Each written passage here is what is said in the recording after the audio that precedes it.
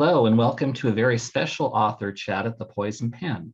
I'm John Charles, and our guest today is New York Times bestselling and Edgar-nominated Karin Slaughter, who is here to discuss her thrilling novel, Pieces of Her, as well as talk a little bit about the Netflix adaptation of that book. Welcome, Karin. Thank you. Just for the 2 or 3 people out there that might not be familiar with you and your books, can you tell us a little bit about yourself? I'm a Capricorn who likes to look at the beach, but not necessarily walk on it. I love cats. I mean, those are really the primary things about me people should know. I mean, if you're on my Facebook page, you know I love cats, but it's a deep, deep abiding love. Well, I share that love of felines with you. And I was interested to read that you actually wanted to be a writer early on, but some of your most severe critics were your elder siblings who weren't pleased. Yeah. My early work, I started around 5 years old. I illustrated it myself. I got a spanking, a really bad spanking, because I tore apart the washing detergent box because I needed a thicker substrate for the covers. But mostly they were stories about my older sisters being mutilated or kidnapped or, just disappearing. But they weren't really mysteries because no one cared. I ended up just being an only child, and that was the happy ever after. Now, your first book, Blindsided, was published in 2001. Was that a long journey, or was it a quick success for you as an author? Well, it was kind of both, because it was a long journey. But then within 3 months, I had a book deal. So, it took a while, and then it happened very quickly. Not all of us can be lucky like Kathy Reichs, who just fell into it. But yeah, I worked for 10 years, and I wasn't one of these authors who worked on the same book for 10 years. I just figured I needed to keep writing different types and trying to find my voice and figure it out. And, those early books, I would not want anyone to see them. But, maybe something for my records. But I definitely shied away in the beginning from writing thrillers, even though that was what I read and loved, because I had this idea that thrillers were one thing when actually thrillers are many things. And, when I was published, it really was just me, Kathy, and Patsy Cornwell, who were writing what was called muscular thrillers, which was the only, they couldn't think of how to describe women writing in a visceral way. So they're like, let's compare it to a man. That's the only reference we have. And, it was really tough in the beginning because I got a lot of pushback, because I do write in an unflinching way about violence against women. I write about very strong women who don't need to be saved, and men who respect that. So I did get a lot of particularly older men, who are all mostly dead now, saying in interviews, well, why are you writing about strong women? And I finally said, when you ask Lee Child why he's writing Reacher as such a strong man, then I'll answer your question. Very smart answer. Let's talk a little bit about Pieces of Her, which was originally published in 2018. It's about a mother and a daughter. What more can you tell us about it? Well, it has a really gripping, shocking opening. And then by the end, you find out why. I'm really bad at talking about my books. It's kind of, it has a young girl, Andrea Oliver. She's just turned 31, and she's trying to find out who she is. When I was 30, you already knew, you were expected to be out of the house and, saving for your own house and all that. And the world was designed around that, financially, especially. I wasn't saddled. Fortunately, I dropped out of college. But unlike, women in their 30s today, I wasn't saddled with tens of thousands of dollars in student debt and no really great job prospects or anything like that. So, it was a different time for me, but I wanted to write about a character who's struggling with that. And also, we all reach an age where we realize our parents had lives before us. And it's very shocking and sometimes embarrassing to find out like my dad, he was quite the ladies' man, and he would go to discos and that sort of thing. And so I wanted to kind of play off that, because in the opening, Andrea, the young woman, finds out her mother, Laura, is a lot more complicated than she realized. One of the things I loved when I was reading the book and reading about it was you kind of have this tagline, it's can you ever know anybody completely? And that's what you're talking about, whether it's a parent, a sibling, a loved one, a friend, everyone has these layers of secrets. True, and actually sometimes they're not nefarious. They're not, like as my dad got older, he started telling me these stories that were, just things he hadn't really had time to reflect on. Like because of the vaccine and all that, he was telling me when he got the polio vaccine as a kid, it was on a sugar cube, and they would put it on a spoon and they'd give it to a kid. Then they wipe it off with a rag and give it to the next kid and the next kid. And, they weren't even really sterilizing in between.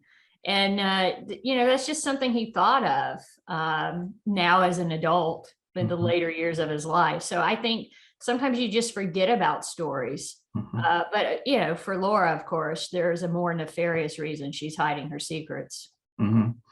Another thing that you explore in the book, you talked about female and women and the changes in generations, but also how we've approached violence towards women with the Me Too movement.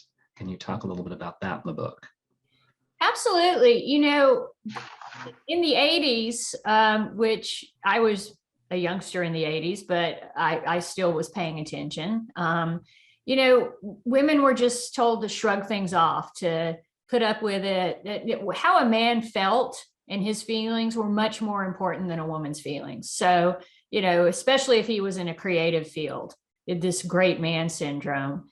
And, looking back, my God, if I had all the hours I spent in my 20s worrying what men thought about, I would be a hell of a lot further along than I am now. It's really phenomenal how much time can be wasted on that. That's one thing I love about younger women, are just not putting up with it anymore. And men are like, wait, what?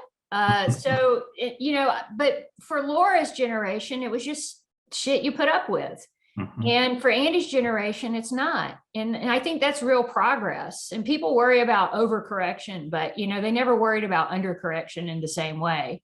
I just read recently that Andrew Yang worrying about young boys, feeling disillusioned and not having opportunity, and that more women are in college than men now. And it's like, well, where was this 20 years ago when you were worried about fewer women in college, fewer women having opportunities? My response to that is be like the guys who are successful, just evolve, right? Yeah. That's the story of evolution. Your ancestors came here on a boat. They didn't even know what this country looked like. Some of them had a choice, some of them didn't. But you got here and you survived that. And now you're upset because your manufacturing job is different than it used to be, or, absolutely fight for, a living wage and all those things. But I think people just need to be more adaptable about those things.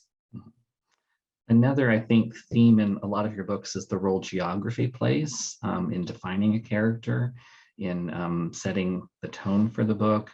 Many of your earlier series were centered around a specific location, Atlanta or places in Georgia. Pieces of Her has a much more global, I guess, approach. How did that change how you looked at the characters? It was really interesting because I've never written from a Yankees perspective. And that was different for me. And actually, as I've been writing the sequel to Pieces of Her, Girl Forgotten, which is out this summer, it's interesting because it's set up north. And I've been to these locations. Obviously, as an author, I've had the great privilege of seeing every state in America except for Alaska. And a lot of the territories I haven't seen, but so I'm familiar with that area. Actually, Maryland is where I got one of the best cupcakes of my life 15 years ago. So I really have a closeness to that region because of that cupcake. But it was just something I thought, I always write in Georgia, which I love, and different parts of Georgia, like every single state. You go up to upstate New York, you're going to find people exactly like the people you find in northern Georgia. And, everybody in the big cities is a lot more, they think a lot differently. So Maryland is exactly like every other state in the union. In that regard. So I wanted to really dig into that in a way that I never done before. And, with Pieces of Her also, you get a little bit of Scandinavia, which is a region that I love, absolutely love being there. Great crime writers like Sarah Bladel live in Denmark. Irsa, I can't say her last name, Sigurdurtur in Iceland. She's amazing. So, I just thought, hey, let me take something and write it in a different way. And also, as an author, I spend a lot of time in the back of cars being driven to bookstores and stuff like that. So I get a chance to look at the beautiful scenery of America and the diversity of it. My God. I mean, it's just so amazing. You go to Scottsdale and it's 116. Yeah. And then you go to San Francisco and at night comes and the temperature drops into the 50s. And then you go to Georgia and it's swampy. And, I love those different feels and the cultures and people and, rivalries that you find when you really dig in and write about these areas. Another thing that you said that I thought was fascinating is your approach to writing mysteries. You said it's more about who are these people? The question is not what is going to happen, but how it is going to affect the character. So do you consider yourself a character-driven author? I consider myself 50% character-driven, 50% plot-driven, because I really believe, you can have a fantastic plot, but if no one cares about the characters, it's not going to work. And the other way around, you can have fantastic characters, but if they're not really doing a lot, or the plot doesn't make sense, or there's no mystery that drives it, then you're just kind of not really getting 100% to where the story needs to be. Let's switch gears a little bit and talk about Pieces of Her was bought by Netflix and it's been turned into an 8-episode series that debuts on March 4th. From my limited understanding, hearing different authors talk, when it comes to having his or her book turned into a big screen or small screen treatment, there's kind of a range of how they're involved. Either it's hands off or they're hands on. What was your experience with this particular production? Well, I was kind of in between because they let me be as involved as I wanted to be involved. And, they were so incredibly open about the process, which I found fascinating. I love studying new things. I love learning new things. So just how the nuts and bolts of it worked was fascinating. And Charlotte, the head writer, would send me emails and say, hey, why did you do this? Or what's this character's motivation? Or that kind of thing, which, I thought was it really showed that she was into the story. Now, Pieces of Her, I have Andy driving around in a car in several chapters, which isn't riveting on film. So of course they had to make changes, but, people think of something like this as an adaptation. It's more of an interpretation. Oh. And, I've seen episodes, I've read the scripts, all that stuff they've shared with me. And I mean, the feeling of the characters, that dynamics between them, everything is still there, which was what was most important to me. They didn't shy away from the violence. They didn't shy away from the big emotional moments. And I thought that was really great of them. The producer, Bruna Papandrea, is amazing. Netflix, they were all set up in Canada, ready to start shooting. Then the pandemic hit. And so Bruna is from Australia, Tony Collette's from Australia. They're like, let's do this in Australia. Netflix was 100% behind it. They worked very quickly to make it happen. They got all the cast over there. They really, it was such the pandemic is awful, obviously, but the way that they were able to navigate it so quickly was very impressive to me, because they're like, we got work to do. We got to do this. I would have loved to have seen it, but I couldn't really justify being a looky-loo to go to Australia when so many people were in lockdown and that sort of thing. And, the quarantine was 2 weeks. I would have gladly done it, but not, it is a deadly virus. I don't want to risk people's lives. No. But when they were Atlanta, I got to see it in some of the filming in Atlanta. And that was really fascinating to see. It's probably 3 minutes on screen. It took about 4 hours, but they were very generous about letting me be there and just seeing how the sausage was made. It was fascinating. That is interesting. Your first book was published a little more than 20 years ago, and you now have written 21 novels and counting. As you look back at what you've learned as a writer, what do you wish you know now that you had when you were first starting out? I wish that I'd known I was going to get older. It never, Mary Higgins Clark, a lovely lady, kind of warned me, but I didn't listen to her because we were in an event together for the Washington Post. And, this was, I think, my second or third book. So I had 5 people in my line and she had the other 495 in her line. And, just stacks and stacks of books that people were bringing to get signed. And she was always, always generous with everybody, whether you were a fan or another author or the person bringing her a glass of water. She's just a total professional. Yeah. And, I said to her when I was leaving, well, first she was like pulling money out of her wallet saying she wanted to buy one of my books. I'm like, you're Mary Higgins Clark. I think I can send you a book, right? But I said, wow, I can't believe all these books. I'm really, kind of envious. And she said, well, the downside is you have to get older. And that has really borne out in my life. I did have to get older. So I would tell myself to take that a little more seriously. And maybe when I'm writing, get up and walk around a little bit instead of sitting for 18 hours, because it's just kind of grueling on your body. So it was really practical age-related things that I would say to myself. Because the other stuff, like, God, it's so anxiety making, and you write your first book and then you're like, oh, I got to write my second book now, and will anybody read it, and all that. I could say, chill out, it's going to be okay. But probably that anxiety is what drove me. So I wouldn't really want to change any of that. I just say, walk around a little bit more, look up sometimes from your laptop, and get some distance vision going instead of everything right here. Well, we're almost out of time. So before we run out, can you talk a little bit about what's coming? Can you tell us about your book this summer? Yeah, so it's Girl Forgotten, and it has Andrea, who's done a lot of growing up and is doing new things. I got to talk to a lot of United States Marshals about Andrea's new job. That was fascinating. I mean, what an amazing job.